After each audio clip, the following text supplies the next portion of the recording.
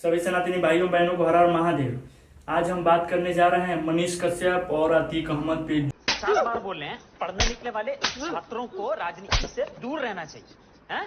तब पढ़ाई लिखाई में ध्यान लगाओ, IAS बनो और जो अभी पटना में बवाल हुआ है नमाज पढ़ने के बाद, और मनीष कश्यप पे ये NSA कैसे लगा सकते हैं, जिसको सुप्रीम कोर्ट ने स्वयं धिक्कारते हुए फटकार लगाते हुए वकीलों को और तमिल पुलिस को ये कहते हुए उसको मौका दिया गया है 8 दिन का कि तमिल पुलिस को कि आप NSA कैसे लगा सकते हैं, किसके अंतर्गत आप NSA लगाए इस पे, जब ऑलरेडी पहले से मामला चल रहा है। और अर्पण किया था खुद ही, जब इसको कॉल किया गया तो भागा नहीं, आत्मसमर्पण कर दिया। तो आप फिर किस अंतर्गत आप NSA लगाए हैं? तमिल पुलिस को फटकार लगाते हुए सुप्रीम कोर्ट ने जवाब मांगा है और 8 दिनों के लिए उन्हें टाइम दिया गया है कि नहीं, आप 8 दिन में इसे फिर से सुधार कीजिए, उसके बाद फिर मामला लेके आइए, इस पर सुनवाई होगी। लेकिन इसमें कपिल सिब्बल का नाम आप लोग सुने होंगे, जो वरिष्ठ कांग्रेस का नेता है और बहुत दिग्गज वकील भी हैं। दिग्गज ऐसे वकील हैं कि जितने आतंकवादी द्वारा या कोई अपराध किया है उसका मामला देखते हैं, जिसको मतलब पक्ष करना है, जैसे गलत काम किया है उसका पक्ष करते हैं। ये जो घूंघट प्रथा है यही हटवाए थे कपिल मिश्रा जी। कपिल सिब्बल ऐसे व्यक्ति है कि जिसको बुर्का पे कहिएगा बात करने के लिए वो तुरंत ना करता है, लेकिन वही हिंदू जो संस्कृति है, सभ्यता है, उस पे वार करना हो और उससे बात कीजिए तो फट देना तैयार हो जाता है, फ्री में ही केस लड़ने के लिए तैयार हो जाता है। अब आते हैं, बात कर लेते हैं मनीष कश्यप की। जो मनीष कश्यप बिहार के हैं और उनपे NSA लगाने का क्या तथ्य उठ रहा है हमें समझ में नहीं रहा। कुछ दिन जब बिहार में पुलिस रखी अपने रिमांड में, उसके बाद तमिल पुलिस को सौंप दी, फिर तमिल पुलिस ले जाने के बाद पूछताछ करने के बाद उस पे NSA लगा दी है।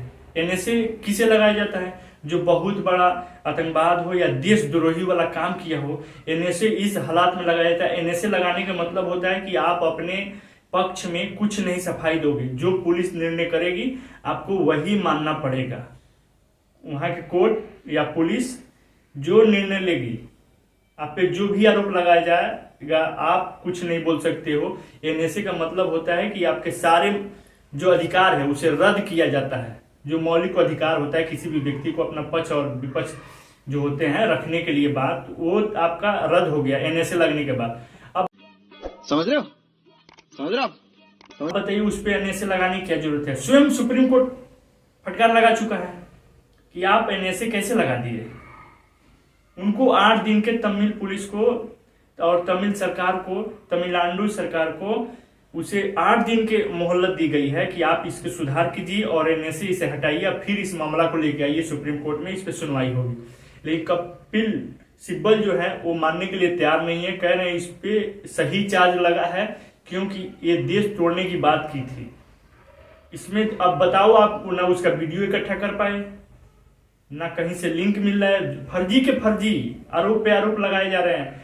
कोर्ट मांग रहा है भाई, जो तमिलनाडु सरकार की कोर्ट है वो भी कोर्ट मांग रहा था।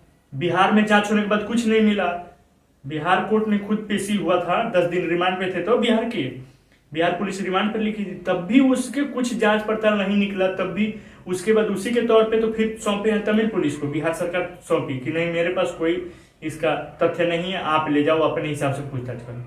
तो जब इधर से नहीं मिला तो फिर वहां ले गए और NSA लगा दिए। कैसे, किस प्रूफ पे?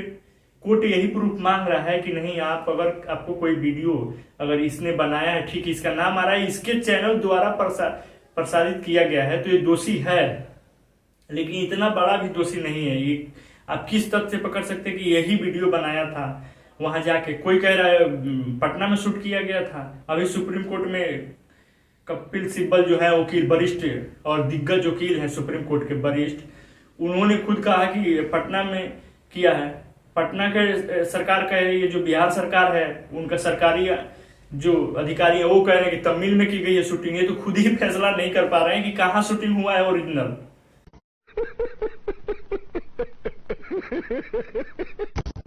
ये फर्जी जो वीडियो बनाया गया है ओरिजिनलिटी में है, शूटिंग किया कहाँ गया है?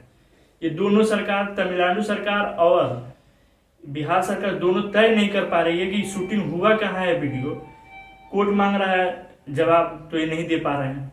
अब आ जाते हैं अतीक अहमद पे, जो बवाल चल रही है और किसको खटक रहा है। अब आप इसी से अनुमान लगा लीजिए। जब नमाज पढ़ा गया ईद के दिन पटना में, उसके बाद नमाज पढ़ने के बाद जब बाहर आए लोग मस्जिद से, उसके बाद अतीक अहमद अमर रहे के नारे लगाने वाले ये कौन थे? इतना शरीफ था वहां के खुद प्रयागराज के जो मुस्लिम भाई हैं, जो उसके द्वारा सताया गया, वो समझ रहे हैं ना कितना दर्द होता है। आप जय श्री कुशवाहा और आप लेडीज को देख ही रहे हैं, वो 32 साल से उनके खिलाफ FIR और कोर्ट कचहरी के दरवाजे खटखटा रही है और उनके खिलाफ लड़ी है। हालांकि उसके पति को, उसके भाई को और उसके बेटे को मार दिए हैं, खंबे में बांधकर करंट लगा के मारे थे उसके सामने। उस लेडीज पे खुद वो लोग कंधे पे 16 राउंड गोली चलाए थे, जिसमें 5-6 उसके कंधे पे लगाया, ऑपरेशन करके निकाला गया। वो तो भगवान की दुआ मानिए कि उसे बच गई। वो सिर वोर पे नहीं लगा उसकी गोली, बस कंधे पे ही लगा था। वो दरवाजा जो टीन का दरवाजा लगाई थी उसके वजह से वो बच गई।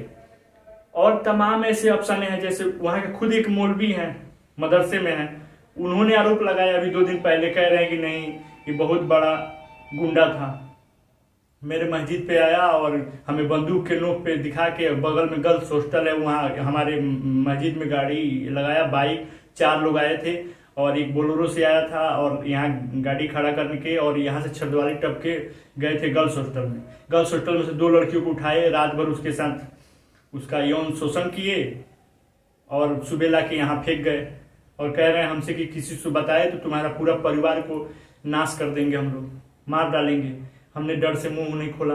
फिर किसी न किसी अपने दूसरे से कह के इसे FIR दर्ज कराने की कोशिश की, लेकिन हुआ क्या कि अतीक अहमद उस टाइम वो खुद बोल रहे हैं, हम इस लिंक आप वीडियो के डिस्क्रिप्शन में लिंक में डाल देंगे, आप वीडियो देख लीजिएगा। वो खुद बोल रहा है कि अतीक अहमद उस टाइम सांसद थे, उनके दबाव में ना कोर्ट में सुना जा रहा था, नहीं वकील कोई लड़ने के लिए केस तैयार था, और न ही थाना में कोई FIR लिख रहा था। फिर बहन मावती के पास किसी तरह खबर पहुंचाया गया, तो उनके दबाव पे बहुत कोशिश करने के बाद फिर FIR लिखी गई। फिर भी वो FIR लिखा गया, थोड़ा बहुत पुलिस आई, धरपकड़ की, जुर्म के ऐसे पूछताछ करके और छोड़ दी। उसका कोई तथ्य नहीं निकला, और उल्टे में हम पे ही आरोप लगा दिए गए कि नहीं तुम झूठ बोल रहे हो, तुम कैसे देख लिए, कहाँ देख लिए, तुम उस रात को 12 बजे रात तो क्यों जागे थे, क्या कर रहे थे। ऐसे उल्टा पुल्टा हम ही पे उल्टा सवाल खड़ा कर दिए और जवाब सवाल करने लगे और हमारे मुंह बंद कर दिए। ऐसे तमाम उस पे आरोप हैं जो सताए गए हैं। वहां के जो DGP थे, नैनी जेल का खुद जो कमिश्नर है, जेल कमिश्नर, उसने आरोप लगाया है कि हमारे ड्यूटी पीरियड में वो कोई उनका कानून नहीं है। वो जेल पे सब लोग पैरोल पे बाहर जाते हैं, तो पैरोल पे अंदर आए थे जेल में, जब मन तब जिससे मन उससे मिल सकते हैं। उनका कहना है कि आप लोग न्यूज पे देखे ही होंगे कि वहां के जो DM थे प्रयागराज के, वो खुद आते थे मिलने और जेल में बैडमिंटन खेलते थे, फुटबॉल खेलते थे, उसके साथ बैडमिंटन खेलते थे। तो कभी कोई वहां के कमिश्नर आ जाता था खेलने के लिए, बातचीत करने, घंटों उसके साथ ठहाका मारते थे।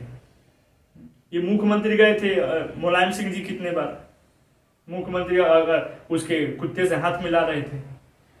और मंत्रिमंडल के विस्तार करने पे अखिलेश यादव के पापा खुद पूछते थे मुलायम सिंह जी कि किस किस मंत्री को क्या देना है।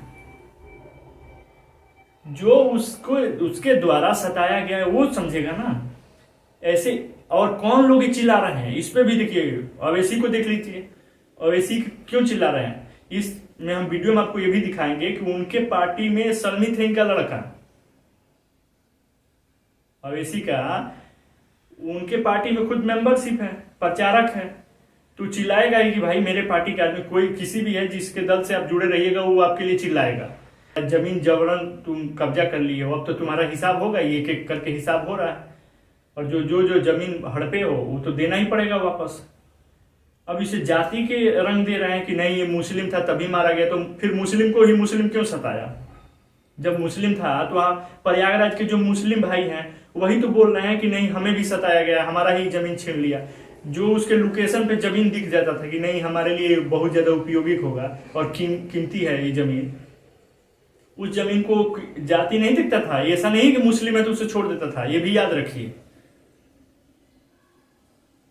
तो फिर इसे जाति के रंग क्यों दे रहे हो कि नहीं ये मुस्लिम है इसीलिए ये ऐसे भेदभाव किया गया। दूसरी चीज, हैदराबाद के जो अवैसी हैं उनके पार्टी के प्रचारक है, प्रवक्ता है, वो कह रहे हैं कि आप मत समझिए कि एक दो मुस्लिम को मार के आप जीत जाइएगा और या मुस्लिम डर जाएगा, तो ऐसा होने वाला नहीं है। हम लोग डरने वाले नहीं है, एक एक चीज के हिसाब लेंगे। जब मेरी सरकार आएगी, आप सत्ता बदलेगा, तो हम लोग एक एक चीज के हिसाब लिया जाएगा आपसे। आप भी याद रखिए, आप जैसे दूसरे के साथ कर रहे हैं आपके साथ भी हो सकता है, आपके साथ वही हाल किया जाएगा जब सरकार चेंज होगी। ये सत्ता किसी के हाथ में हमेशा परमानेंट रहती नहीं है, सत्ता बदलती रहती है। अब इसका स्पष्ट आप अनुमान लगा सकते हैं कि इनको कहना क्या चाह रहे हैं ये लोग, कि डरा धमका क्यों रहे हैं। कौन है ये लोग? कहां से आते हैं?